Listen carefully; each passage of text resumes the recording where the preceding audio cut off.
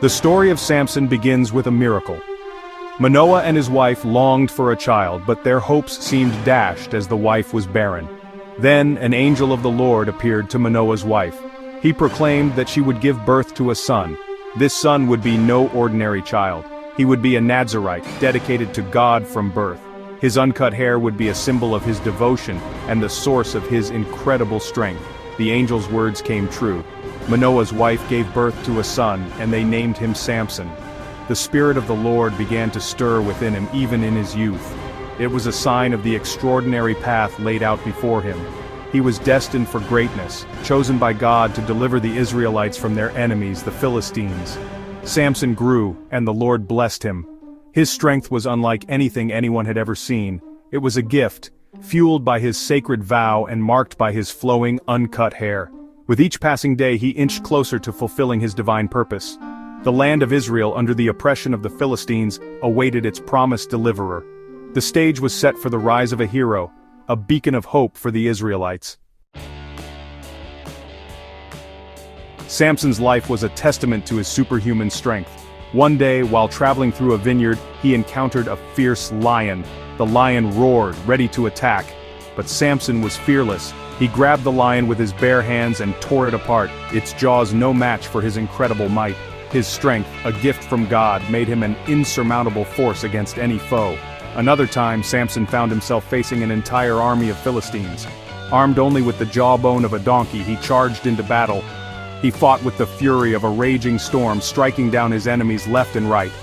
By the time the dust settled, 1,000 Philistine soldiers lay dead, vanquished by a single man wielding an unlikely weapon.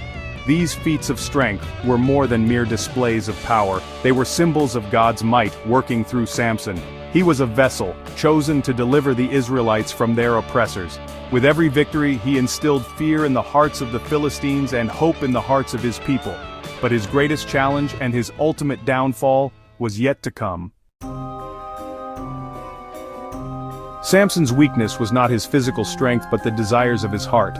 He fell in love with a woman named Delilah, a Philistine woman of captivating beauty.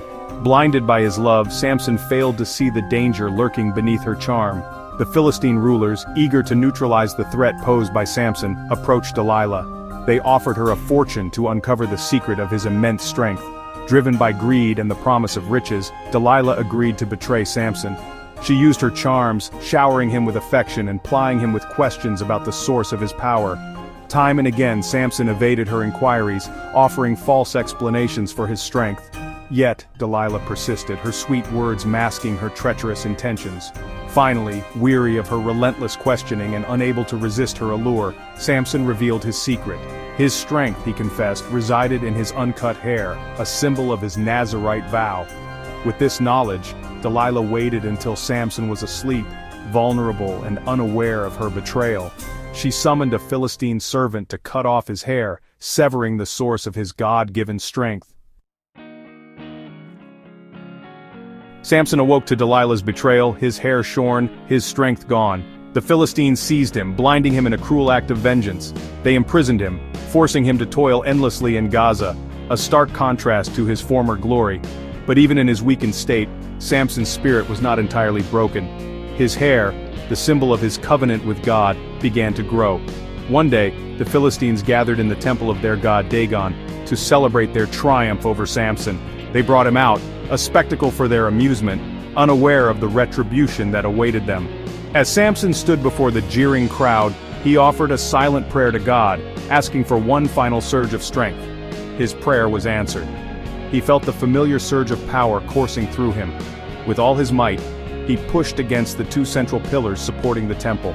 The structure groaned, the ground trembled, and the temple collapsed upon Samson and the Philistines within.